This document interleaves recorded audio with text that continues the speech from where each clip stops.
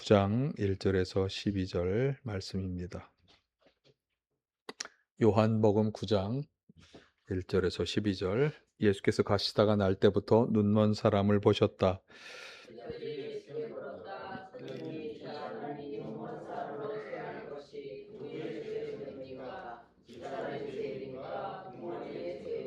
예수께서 대답하셨다. 이 사람이 죄를 지은 것도 아니요 그의 부모가 죄를 지은 것도 아니다.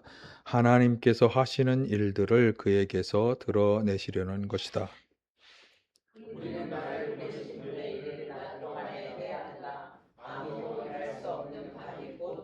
내가 세상에 있는 동안 나는 세상의 빛이다.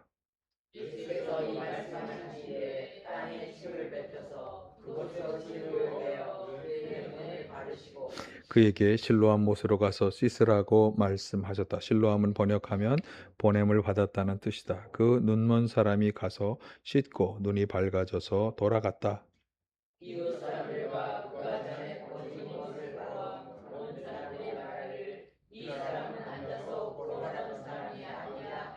다른 사람들 가운데는 이 사람이 그 사람이다 하고 말하는 사람도 더러 있었고, 또 더러는 그가 아니라 그와 비슷한 사람이다 하고 말하기도 하였다. 그런데 눈을 뜨게 된 그 사람은 내가 바로 그 사람이요 하고 말하였다.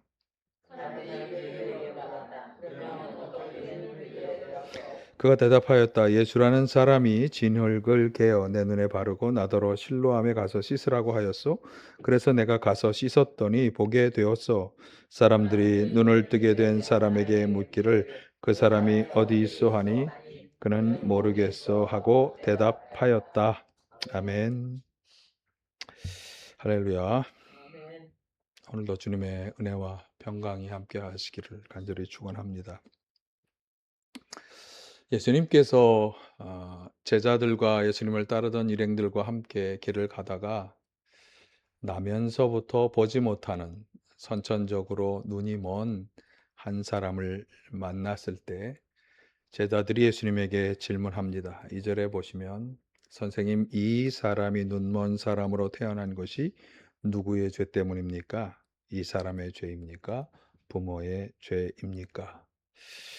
누구의 죄 때문에 이렇게 눈이 멀게 태어났을까 하는 이 질문은 당시 사람들의 아주 일반적인 생각인데요. 당시 사람들은 질병과 고통은 죄의 징벌의 결과다 이렇게 생각을 했어요.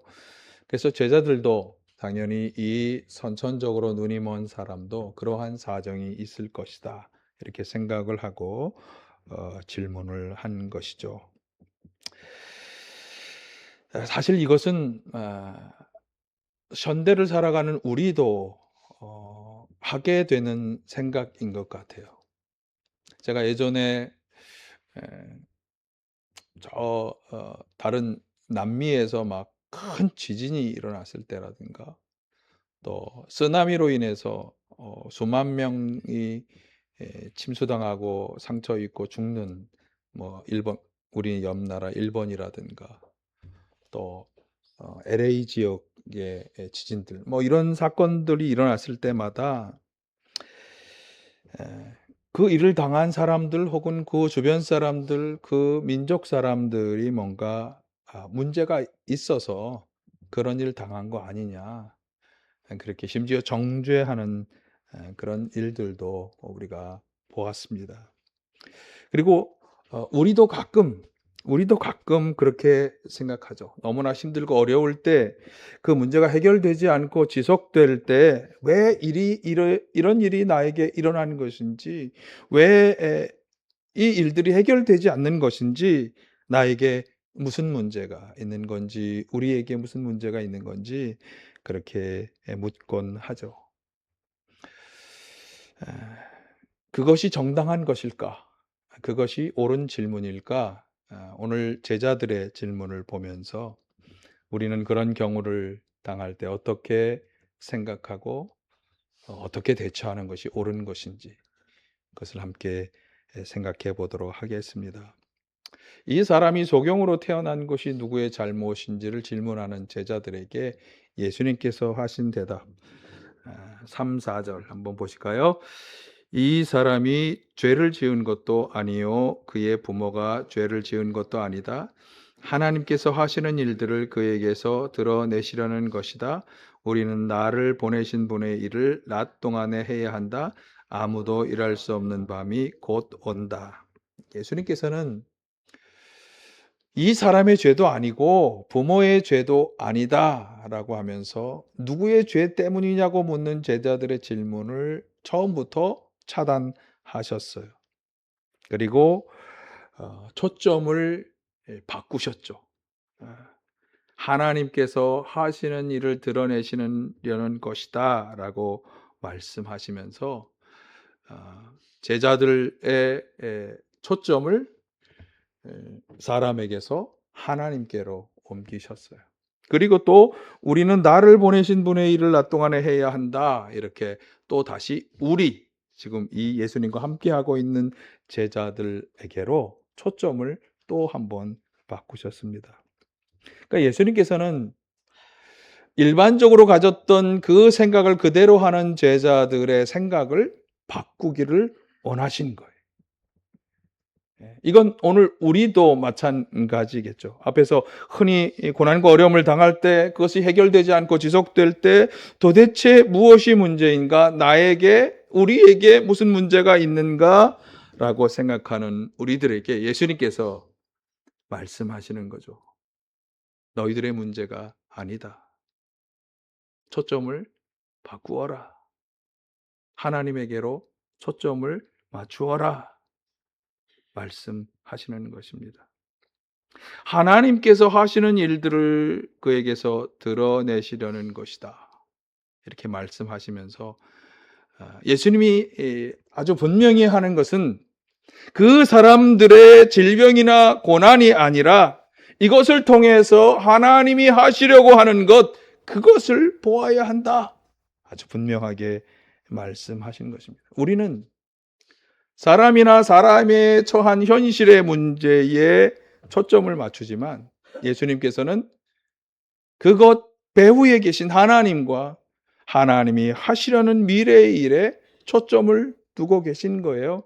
우리는 문제를 문제로만 여기지만 예수님께서는 그 문제가 하나님의 기회가 된다고 그렇게 말씀하시는 것입니다. 힘들고 어렵지만 우리의 다가온 이 삶의 문제들, 고통들이 우리에겐 여전히 문제가 되지만 그러나 그것은 하나님의 기회가 된다. 여러분 이것을 잊지 마시기를 바랍니다. 예수님께서는 그것을 보신 거예요. 이 제자들과 이 말씀을 대하는 오늘 우리에게 너희들에게 당한 그 현실의 문제가 아프고 힘들고 괴롭지만 그것을 문제로만 보지 말고 이것이 하나님의 기회가 된다고 하는 것을 깨달으라고 말씀하시는 줄 믿습니다. 그래서 계속 제가 몇 번 말씀드리는 것입니다만 고통 중에 울부짖는 이스라엘 백성들에게 예레미야 선지자를 통해서 주셨던 말씀 다시 한번 보실까요? 예레미야 29장 11절 시작. 너희를 두고 계획하고 있는 일들은 오직 나만이 알고 있다. 내가 너희를 두고 계획하고 있는 일들은 재앙이 아니라 번영이다. 너희에게 미래에 대한 희망을 주려는 것이다. 나 주의 말이다. 너희들이 당한 이 고통과 어려움의 문제들을 가지고 계획하고 있는 일은 나만이 알고 있다. 너희는 사실은 잘 모르는 거야. 너희의 문제, 너희 주변의 문제, 여러 가지 문제, 그거 너희가 그렇게 생각하지 마. 너희 잘 몰라. 내가 계획하는 일은 나만이 알고 있어. 그리고 그것은 번영이고 미래의 희망이다. 여러분, 우리가 꼭 붙잡아야 할 말씀인 줄로 믿습니다. 우리에게 벌어진 이 모든 일들은 고통스럽고 괴로운 일이지만 그러나 하나님께서 당신의 일을 행하실 기회이다. 이 소경된 분의 질병이 그리고 우리 가운데 고통스러운 이 현실이 하나님께서 당신의 일을 드러내실 기회가 된다. 기회가 된다. 우리 자녀에게 벌어진 이 일이 하나님이 하실 기회가 될 것이다. 우리 가정에 벌어진 이 일이 하나님이 하실 기회가 될 것이다. 우리 사업체에 벌어진 이 일이 하나님이 하실 기회가 될 것이다. 여러분 이 분명한 깨달음을 가지고 확신 가운데 나아가야 할 줄로 믿습니다. 오늘 본문에서 아주 중요하게 우리가 간과하지 말아야 하는 중요한 점이 있습니다. 오늘 본문은 사실 9장 전체 이야기의 서론적인 이야기이고요. 이 말씀을 하신 이후에 이제 본격적으로 이 얘기가 전개되는데, 오늘 본문 단락 이후에 바리새인들은 예수님께서 안식일에 질병을 치료하셨다는 이 문제를 제기하고 있어요. 그리고 그들은 예수님을 고발하려 하고 있습니다. 물론 그렇게 하는 이유가 있지만 그것은 뭐 오늘 중요한 주제가 아니니까. 그래서 예수님으로부터 소경되었다가 치료받은 이 사람을 계속 닥달하는 거예요. 그러니까 예수님은 고발할 구실을 찾기 위해서.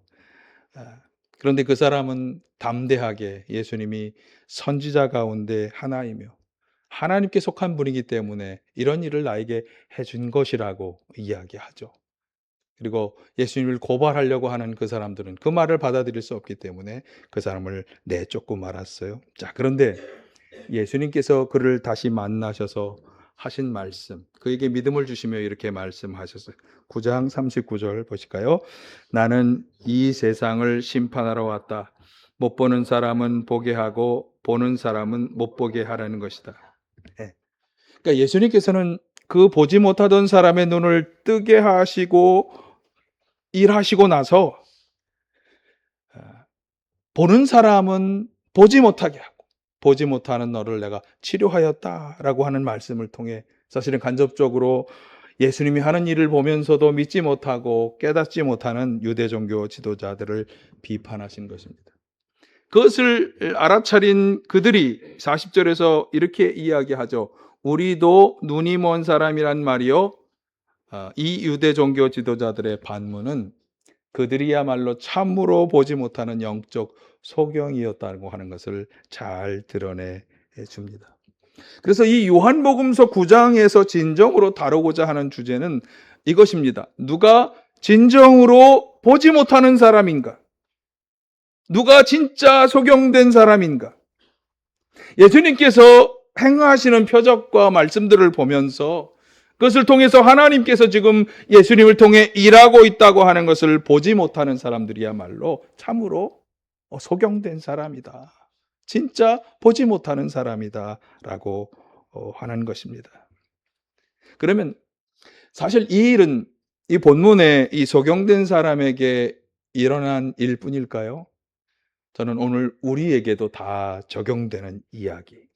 현실의 고통과 아픔만을 보면서 실망하여서 지난주의 말씀처럼 하나님이 우리 가운데 계신지, 하나님께서 정말 살아계신지를 의문을 품고 불평하고 질문하는 그런 마음을 가지고 있다면 우리 역시 하나님께서 하시는 일을 깨닫지 못하는 소경된 사람, 영적으로 소경된 사람에 머물러 있는 것이다. 소경이 되지 말아야 할 줄로 믿습니다. 우리 가운데 일어나는 이 아픈 현실이, 고통스러운 문제들이 하나님이 하시려는 일을 드러내는 일이다. 기회다. 하나님의 기회다. 이것을 깨달아 알고 믿음과 소망으로 나아가야 할 줄로 믿습니다. 그러면 하나님은 어떻게 당신의 일을 행하실까? 관련해서 하나님이 일하시는 것에 대해서 말씀한 기도문이 있는데 16세기에 한 아빌라의 테레사라고 하는 수녀의 기도문에 이런 말이 있어요. 한번 같이 보실까요? 지상에는 이제 그리스도의 몸이 없습니다. 오직 당신의 손과 발뿐입니다. 당신의 눈으로 그리스도의 자비를 세상에 보여주십시오. 당신의 발로 그리스도께서 하시는 선한 일을 행하십시오. 당신의 손으로 그리스도께서 축복하시는 일을 행하십시오. 이 지상에는, 우리 곁에는 예수님이 안 계시죠. 하나님도 안 계시죠. 그래서 이 우리 곁에 있는 것은 사실 우리들의 손과 발뿐이라는 거예요. 그래서 그분이 하고자 하는 일을 제자된, 백성된, 자녀된 우리 그리스도인들이 그분의 손이 되고 발이 되어 해야 한다고 하는 내용의 그런 기도문이죠. 자, 그러면 오늘 이 눈이 멀었던 이 사람에 대한 하나님의 일은 누가 했을까요? 예수님이 하셨죠. 6, 7절이 바로 그 내용이잖아요. 예수님께서 말씀하신 뒤에 한번 같이 보실까요? 6, 7절. 예수께서 이 말씀을 하신 뒤에 땅에 침을 뱉어서 그것으로 진흙을 개어 그의 눈에 바르시고 그에게 실로암 못으로 가서 씻으라고 말씀하셨다. 실로암은 번역하면 보냄을 받았다는 뜻이다. 그 눈먼 사람이 가서 씻고 눈이 밝아져서 돌아갔다. 예수님께서 그 소경된 사람의 눈을 치료해 주셨는데, 그런데 그 일은 사실은 하나님의 치료를 대신하는 일이었다. 예. 그러니까 이 나면서부터 소경되었던 이 사람의 질병은 사실은 그를 치료하고 구원하시는 하나님의 일을 드러내는 기회였다. 예수님께서는 그 하나님의 일을 대신하신 것입니다.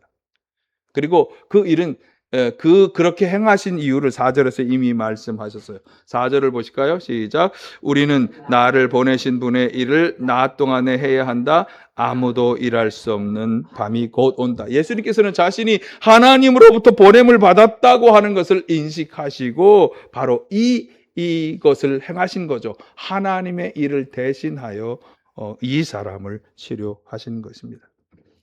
자, 그런데 이 예수님의 말씀을 한번 보세요. 우리는, 여기 빨간 표시를 했어야 되는데, 우리는이라고 하는 것에는 당연히 예수님과 함께 하던 제자들이 포함이 될 텐데, 그런데 이 우리는의 이 말씀은 그 제자의 제자 또 그 제자의 제자 쭉쭉 이 제자의 계보를 잇고 있는 예수님을 믿고 영접하여 제자가 된 모든 우리 그리스도인들을 포함하는 말로 받아들여야 되는 거예요. 그러니까 우리 모든 예수님의 제자들은 일할 수 없는 밤이 오기 전에, 이 세상 종말의 날을 맞이하기 전에 예수님과 우리를 이 세상에 보내신 하나님의 일을 해야 하는 것입니다. 그렇다면 우리가 해야 하는 하나님의 일은 무엇인가? 예수님께서 행하신 이 치료의 일을 우리도 하라는 것인가? 당연히 우리도 할 수 있어요. 예수님이 말씀한 요한복음 14장에서 믿는 자는 내가 하는 일을 할 수 있을 뿐만 아니라 더 큰 일도 할 수 있다고 말씀하셨으니까 우리도 할 수 있어요. 사도행전의 초대교회의 사도들도 그것을 잘 보여주잖아요. 사도행전 5장 12, 14절 한번 같이 보실까요? 사도들의 손을 거쳐서 많은 표징과 놀라운 일이 백성 가운데 일어났다. 그들은 모두 한 마음이 되어서 솔로몬 행각에 모이곤 하였다. 사람들은 누구 하나 감히 그들의 모임에 끼어들지 못하였다. 그러나 백성은 그들을 칭찬하였다. 믿는 사람들이 더욱 늘어나면서 주님께로 나아오니 남녀 신도들이 큰 무리를 이루게 되었다. 사실 우리 교회 개척하면서 제가 몇 가지 아주 중요한 우리가 붙잡아야 할 우리 교회의 주제 성구 가운데 하나인데요. 그러니까 예수님이 하신 것처럼 초대교회 사도들도 병자를 치료하고 귀신을 치료하는 일들을 통해서 하나님을 증거하고 그분은 지금도 우리 가운데 우리를 통해 일하신다고 하는 것을 증거하여서 수많은 사람들을 믿음의 길로, 구원의 길로 인도했어요. 이 구절이 그 증거 구절입니다. 자, 그러면 우리도 이 치유 사역을 열심히 하면서 하나님의 일을 드러내면 된다. 오케이. 그러면 치유 사역만 하나님이 하시는 일을 드러내는 걸까? 그 외에 어떤 다른 일이, 하나님이 하시는 일을 드러내는 어떤 다른 일이 있을까? 우리는 어떻게 그 일을 감당할 수 있을까? 그것을 또 우리가 생각해 보아야죠. 자, 이 점에 대해서 우리가 꼭 살펴보아야 하는 것이 요한복음 6장 22절 이하의 말씀이에요. 요한복음 6장에는 우리가 아주 잘 아는 오병이어의 기적 사건이 기록되어 있습니다. 여러분, 오병이어의 기적 사건을 아시나요? 오병, 5개의 빵과 떡과 두 마리 생선으로 예수님의 말씀을 들으려고 광야에 모여들었던 사람들 중에 남자만 5천 명의 사람을 먹이신 놀라운 기적의 사건이에요. 자, 그런데 이 사건이 일어난 뒤에 사람들은 예수님을 왕으로 세우려고 했어요. 이제 저런 놀라운 능력을 가지신 분이 우리의 왕이 되어서 이 로마의 식민 통치 압제로부터 우리를 구원하셔야 된다. 그래서 왕으로 막 세우려 했는데 예수님께서는 그들을 피해서 산으로 가셨다가 디베랴 바다 건너편에 가버나움이라는 곳으로 가신 거예요. 그런데 일단의 무리들이 예수님을 따라왔어요. 그들을 바라보시면서 예수님이 하신 말씀은 그들은 기적을 쫓고 육신의 배부름을 쫓는 사람들이라고 말씀하셨죠. 그리고 그들에게 직접적으로 이런 말씀을 하셨어요. 6장 27절 보실까요? 너희는 썩어 없어질 양식을 얻으려고 일하지 말고 영생에 이르도록 남아있을 양식을 얻으려고 일하여라. 이 양식은 인자가 너희에게 줄 것이다. 썩어 없어질 육신의 양식이 아니라 영생에 이르도록 남아있을 영의 양식을 얻기 위하여 일하라. 이 말씀을 듣고 그들은 예수님께 이렇게 질문했어요. 그러면 무엇을 해야 우리가 하나님의 일을 하는 것입니까? 28절에서 그리고 그 질문에 대해서 예수님이 하신 대답이 29절 같이 보실까요? 하나님께서 보내신 일을 믿는 것이 곧 하나님의 일이다. 여기서 예수님께서는 하나님의 일이라고 하는 것이 어떤 과업이나 행위가 아니라 믿는 것이라고 정의하셨어요. 하나님이 보내신 분, 누구죠? 예수님을 믿는 것.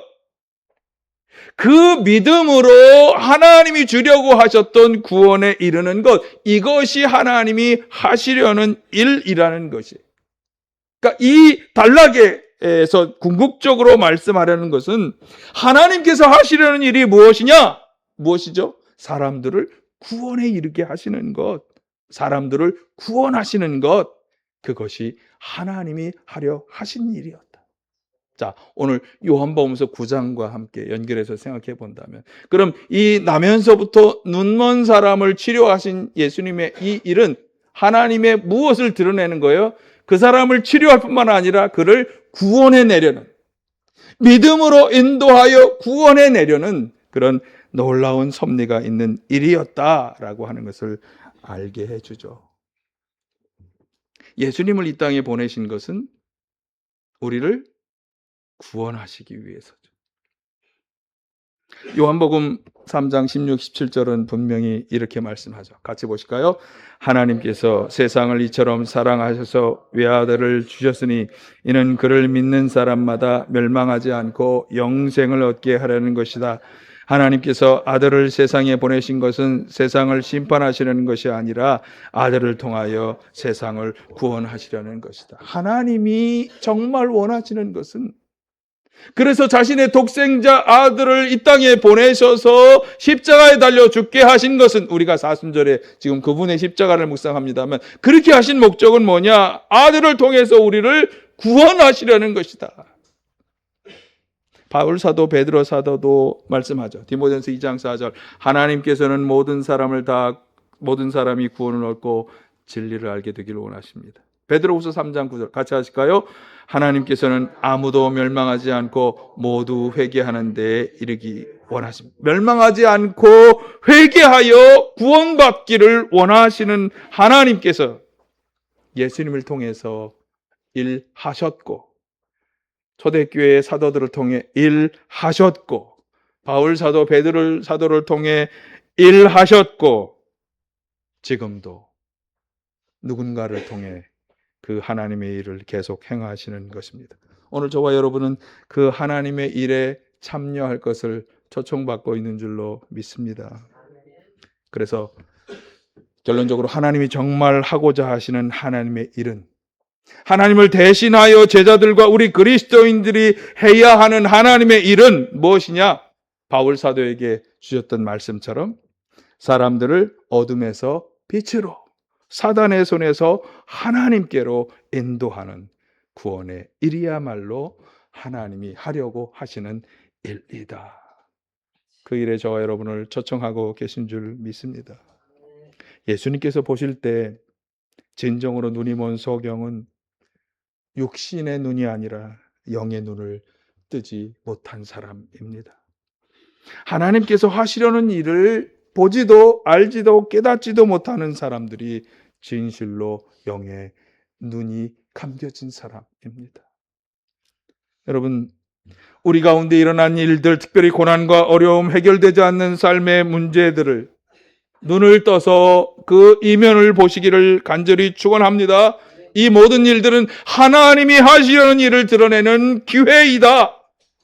이것을 꼭 깨닫고 확신하시기를 바랍니다. 사순절에 우리가 묵상하는 이 말씀, 그가 찔린 것은 우리의 허물 때문이고 그가 상처를 받은 것은 우리의 약함 때문이다. 그가 징계를 받음으로써 우리가 평화를 누리고 그가 매를 맞음으로써 우리의 병이 나았다. 이건 예수께서 하신 십자가의 사역을 예언한 아주 중요한 예언 구절이에요. 예수님께서 우리의 허물과 상처와 아픔과 우리가 받아야 할 징계와 우리의 삶의 모든 문제들을 다 짊어지고 십자가를 지셨기 때문에 우리는 거기로부터 해방되었다는 거예요. 그래서 우리가 믿는 것은 그거잖아요. 예수님의 십자가는 우리 과거의 죄를 해결하였다. 자, 그러면 우리의 과거의 죄는 몇 년 전의 죄일까요? 제가 60년 전에 태어났으니까 제가 벌써 60이 되었어요. 예수님의 십자가는 60년 전일까요? 60년 이후일까요? 2000년 전이잖아요. 예수님의 십자가는 2000년 전인데 김철이가 태어나서 지금까지 지어왔던 죄들을 다 용서하셨다고 우리가 용서하는 사건이었다고 우리가 믿잖아요. 믿으십니까? 여러분의 지었던 과거의 모든 죄를 다 예수님의 십자가가 그 위에서 해결하셨다고 우리는 믿는 거예요. 지금 우리가 짓고 있는 죄들도 그 십자가가 해결하셨다고 믿는 거예요. 앞으로도 우리가 지을지도 모르는 죄들도 그 십자가가 해결하셨다고 믿는 거예요. 죄만? 우리의 아픔도, 우리 삶의 문제도, 우리가 지금 당하는 이 현실의 고통도 다 그 십자가에서 해결하셨다고 믿어야 될까요? 안 믿어야 될까요? 믿으라는 거예요. 믿으라. 그게 십자가의 신적 교환이라는 아주 중요한 원리인 거예요. 그분이 십자가에서 이미 모든 죄를, 모든 아픔을, 모든 문제를 다 짊어지셨다. 그래서 우리는 사단으로부터 승리한 거고, 문제로부터 승리한 거고, 질병과 죄로부터 승리하는 거예요. 우리에게 벌어지는 모든 삶의 문제들은 이미 주님이 십자가에서 해결하신 줄로 믿습니다. 이 확신을 가지시기를 바라고, 우리는 영의 눈을 떠서 우리 삶의 문제들을 통해, 우리 삶의 고통들을 통해, 우리 나눔교회를 통해 하나님이 하시려는 일을 깨닫고 참여해야 합니다. 하나님이 결국 하려고 하시는 하나님의 일은 어떤 거죠? 우리 모두를 믿음으로, 구원으로 인도하시려는 하나님의 소원, 바로 그것을 행하는 것입니다. 그 하나님의 일은 성취될 줄로 믿습니다. 구원의 일은 이루어질 줄로 믿습니다. 우리의 눈을 뜨셔서 이것을 확인하고 깨닫고 하나님의 일에 적극적으로 참여하는 우리 모두가 다 되시기를 간절히 축원합니다.